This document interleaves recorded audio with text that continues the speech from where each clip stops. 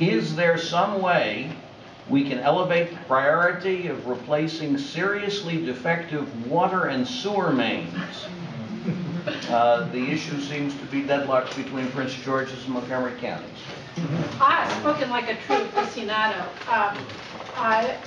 It's something we've been working on for a long time. The challenge is, of course, rates. How much are people willing to pay in the water and sewer bill to have a dollar amount committed to infrastructure? The good news is that they did catch the potential break in the big pipe it was last month, and everyone went under water alert and was asked to reduce water usage, and they replaced the pipe that they identified as having serious challenges, and we had no crisis. We don't get any credit for solving problems in advance. But that, I'd like to think, is a result of some of the work we have funded over the past few years in collaboration with Prince George's Council. It is a challenge. We have pushed for higher rates, to tell you the truth, to accommodate additional resources for infrastructure improvement. And we've gotten a lot of pushback from our friends in Prince George's, and the way it works is if we can't agree what the staff recommends is the product of that budget effort. That's not always the best thing, but they have good people there, and I'm confident that we're doing as best we can. The challenge for all of us is how much do we impose on users? How much do we ask the general ratepayer to pay to accommodate long-term infrastructure issues? It's a matter, actually, I sponsored a working group on this about 5 years ago to look at the infrastructure financing piece of government. As you know, it's expensive, it's a challenge, and it's like many infrastructure issues, it's underground, not evident until you have a crisis, like river road blowing up or something like that. So we're on it, but there is no easy solution, but this council has been spending a lot of time on it. My committee, George is a member of it, we've been worrying about this a lot for you. Next candidate is Raj Narayana. This is a typical example of what you get into when you don't have adequate capital reserves. And this is something I have been through in our own community, where our buildings are 42 and 44 years old. And when you don't plan, keep enough reserves to replace the pipes and things that age, then sooner or later you get into trouble, and we ended up having a $1 million special assessment. Our operation budget is $4 million, and $1 million is the special assessment that comes on. And this is the kind of thing that should not happen on an ongoing basis, and that's why when I began, I said one of my 3 objectives was to restructure the county's approach and to beef up the capital reserves.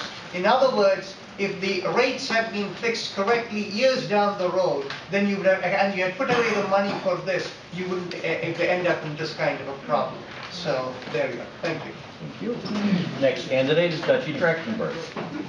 Well, my answer to this, and perhaps it's a different tack, is that this really has a lot to do with the working relationship between the Prince George's County Council and the Montgomery County Council and representatives that serve on the board. And it's clear, as Council President has indicated, that we've had some improvements made over the last few years, but they probably have not been adequate. And that is a function of dollars and potentially increased rates. But what I would throw out to all of you is that this is not a unique situation. We have similar issues around the delivery of electricity. The recent storms has taught us that most clearly. So my feeling about this is to have, again, more regular dialogue with the folks from Prince George's County, but I also think there's a need to involve our state delegation in this conversation as well, and frankly the governor as well, because the money that is necessary to make the repairs, to improve the system, it's not going to happen from county dollars alone, and it would be disingenuous to suggest that to you. It's really not just a responsibility of industry, but in my opinion, responsibility of the state. It isn't just a county obligation. So, we've talked about it, we've tried to send strong letters to different parties, and I would expect that in the months to come, we're going to continue to have these conversations. We get complaints all the time at our offices, and they're predominantly from districts 1 and 5, if I'm not mistaken. Nancy, that's primarily where they come from. But we're aware that it's a challenge, and we're on it. And the last candidate for this question is Jane DeWinter.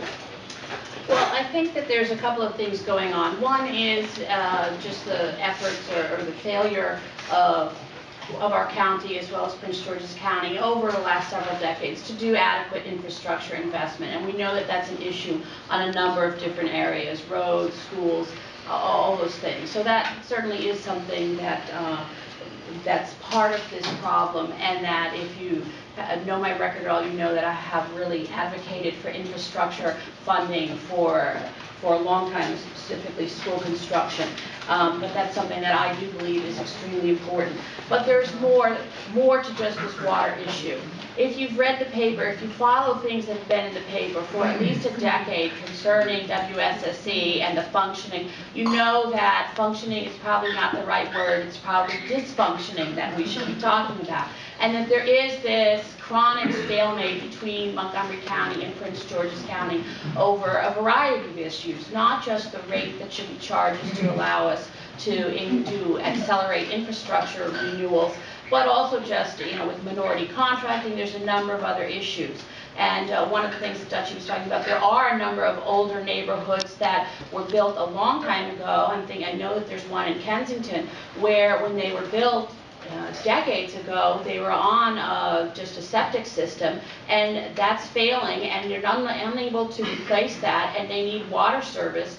And communities where housing values are extremely low, people do not have money, are facing either having no way to flush their toilet or need some help with putting water service there. We have larger issues, and I really think that one of the things that we need to do is look at how we are tied with Prince George's County, whether we need to make changes in that, because I think that we have the motivation to move forward with a better renewal system and to bring better services to people, and we need to look at how can we do that.